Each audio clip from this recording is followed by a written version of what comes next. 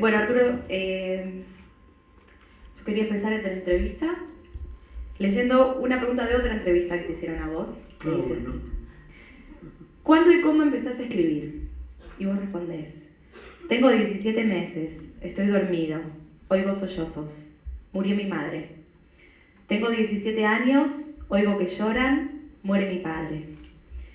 Entre estos dos acontecimientos nace mi escritura, mi poesía.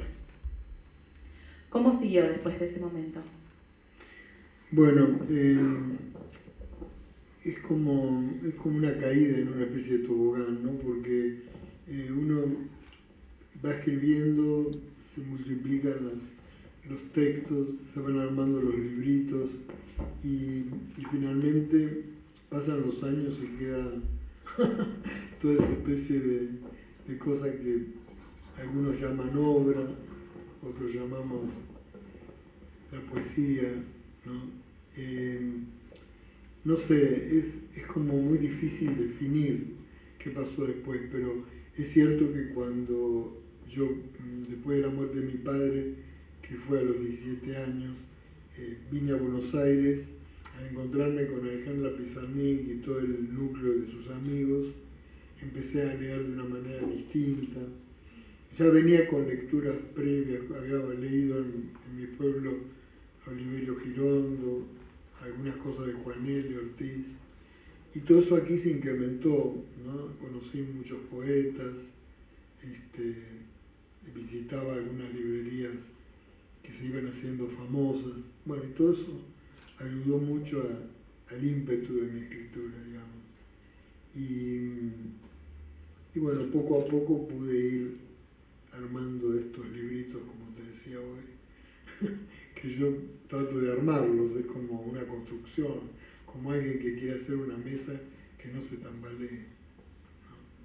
Y para ese trabajo que implica armar los libros, ¿tenés alguna rutina muy específica? ¿Tenés determinados momentos en los que sabés que funcionás mejor?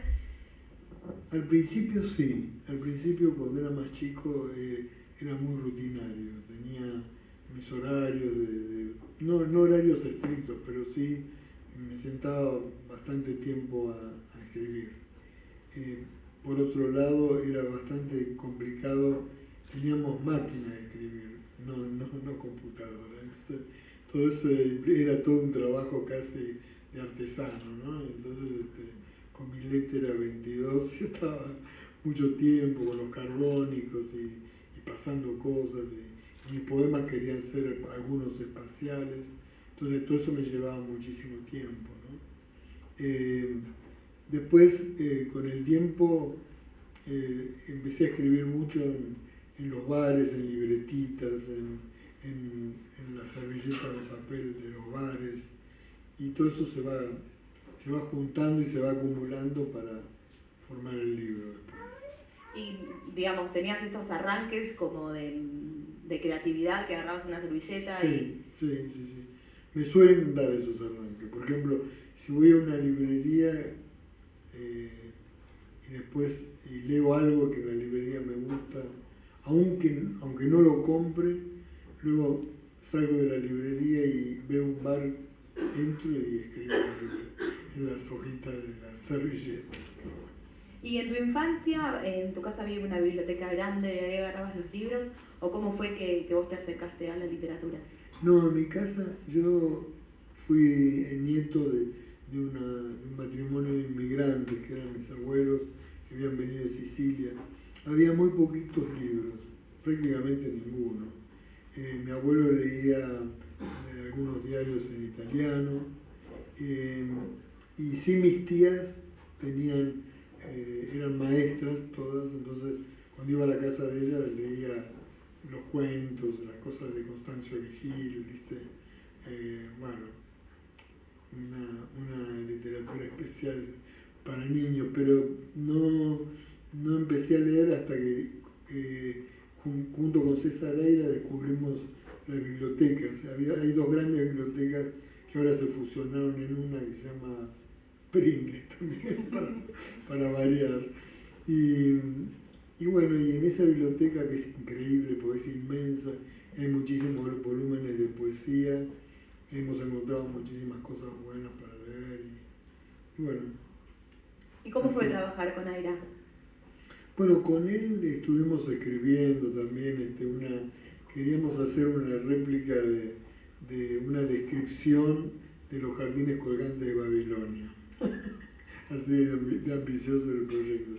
Y estuvimos escribiendo mucho tiempo juntos, riéndonos, porque era muy, muy, muy grato hacer todo eso. Después hicimos, eso lo dejamos de lado, hicimos una muestra de poemas ilustrados ahí en el pueblo. Y con la condición de que esos poemas, de que esos cuadros que ilustramos, la mitad ilustramos, yo ilustré la mitad de los poemas de él y él ilustró la mitad de mis poemas, ¿no? Para que fuera todo muy así, muy equitativo, sí. Y después la condición fue que fueran abstractos, que también eso fue una cosa bastante interesante. Y otra condición que impusimos era que nosotros íbamos a ser nuestros propios críticos. Ya la cosa se puso ahí más. Y hace muy poco tiempo, en un ropero, Chiquita Gramajo, mi mujer, encontró la carta que habíamos escrito para el diario, evaluando nuestra exposición de poemas ilustrados y la crítica, que había salido, curiosamente, en el diario. Y la verdad que César Eira ya desde muy chico escribía muy bien, porque esa crítica ya da cuenta de cómo escribía. Sí.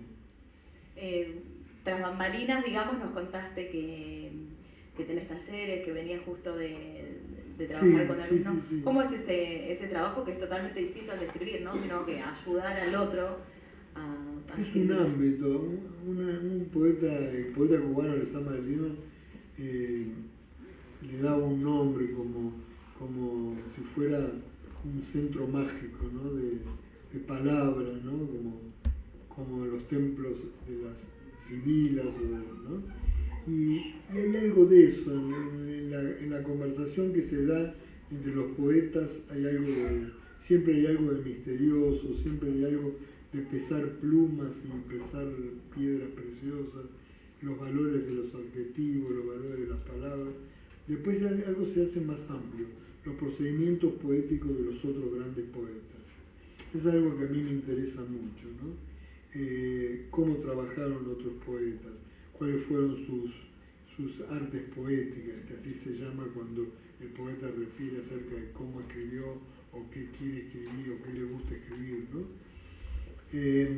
Y a partir de ahí se va viendo cómo son los poemas de cada poeta, lecturas, ¿no? Siempre muchas lecturas e intensas, ¿no? Y siempre viendo si hay una corrección, no una corrección que sea definitiva o una corrección que venga para tirar agua sobre mi obra, ¿no? Que no quiero que se toque, que en todo caso lean mis libros en otro ámbito, ¿no? Pero que se aproveche mucho el ámbito para la lectura de las personas que vienen a mi taller. Perfecto. Sí, eso es una descripción muy, muy mala. No, la última y te dejamos en paz, que sabemos que no sos muy fanático de todas estas situaciones. ¿Por qué escribís? Bueno, no es una pregunta para que me vaya, o quizá que me vaya. No. Puedo estar varias horas acá, ¿no? En realidad es algo muy misterioso también, poder decir por qué uno escribe, ¿no?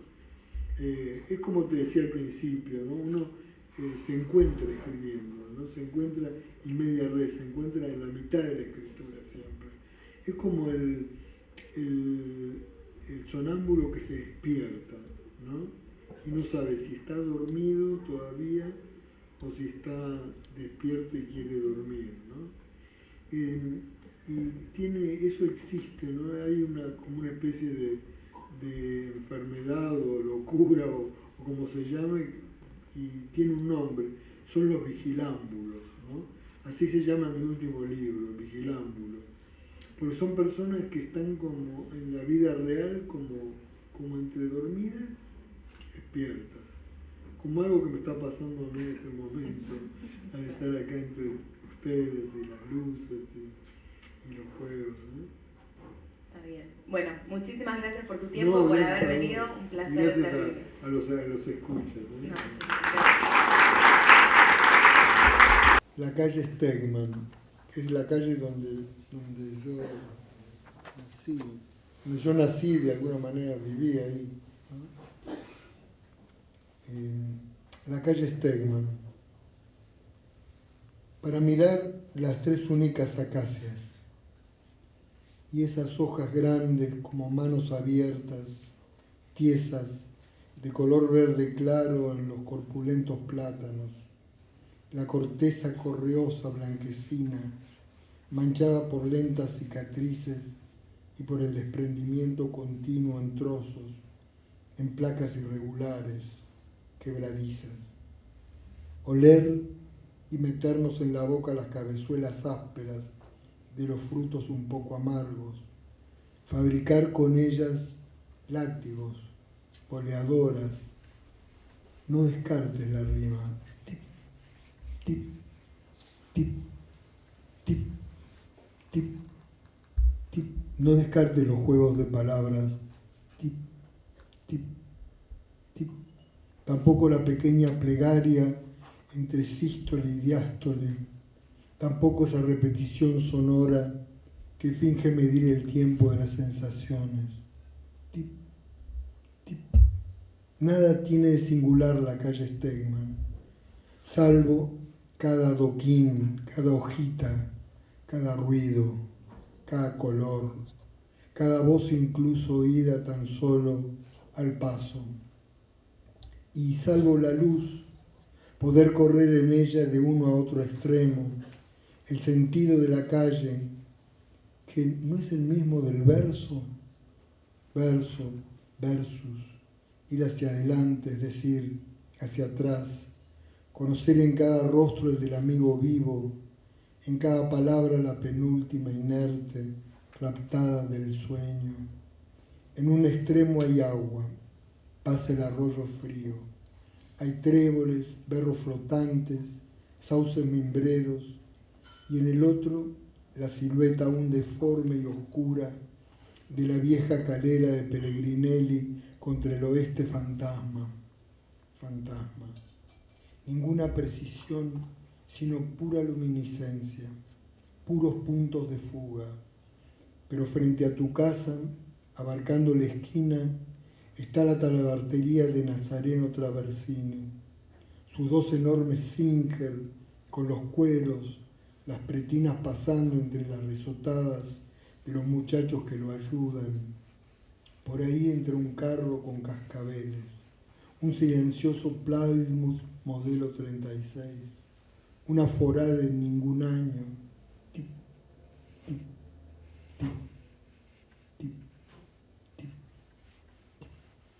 Y un chico con su padre cargando una pequeña montura para el supuesto caballito entran por la arcada de las ramas sombrías, el olor, los sueños, palabras que con 6 hombres me dirigieron alguna vez, ellos, ya no recuerdo más que su murmullo, los acentos de un murmullo, incluso el de Raúl, el más pequeño de los talabarteros, tip, tip, tip, tip. Aquella vieja sentada en la puerta es doña Dorotea Migane y le habla a un hombrecito vestido de deportista con una raqueta en la mano. Pichín, su hijo. Las chicas están adentro. Tip, tip, tip, tip, tip. Mirá bien ahora. Hay una enseguecedora Kawasaki Vulcan EN500. Tip, tip, tip, tip. No chupes esas bolitas del árbol que te van a dar alergia. Tip, tip, tip, tip. Allá lo de Merlotti. Tip, tip. Y abajo lo del Arcegui, tip, tip. Allá lo de Arnaude, tip, tip. Frente al banco están la billetería de Becky, hermano del cigarrero, y la tienda La Marina, que fue lo de Fernández Saquier, donde le compraste a la maestra de primero superior, doña Margarita Bartol Funk de Martínez, un platito que tenía pegadas unas guindas y una inscripción que decía: en boca cerrada no entran moscas. Tip, tip, tip. Joyería La Ruía, hijos. Tip, tip. ¿Ves ese cartel con una bota negra gigante con las letras en blanco? Es la zapatería La Victoria, de don Isidoro María Mariano Grasso. Tiene una especie de altar para lustrarse. Allí Pancho lo lustró a Gardel cuando vino a cantar a Pringles. Allí vio el enorme anillo de oro que... Tip, tip, tip, tip. En el fondo de la zapatería está jugando Santina, 9 años. El patio se comunica con el de la peluquería La Moderna. Le gusta charlar con Delia, con Elba Barco, que se la pasa tomando huevos pasados por agua. Después se hamaca en la higuera, juega en el lavaderito de las peluqueras, donde escucha el ronquido del agua jabonosa que se traga la enorme batea. Santina, Santina, ¿querés comer una tacada de sandía?, le pregunta el italiano Juan Sorbelo.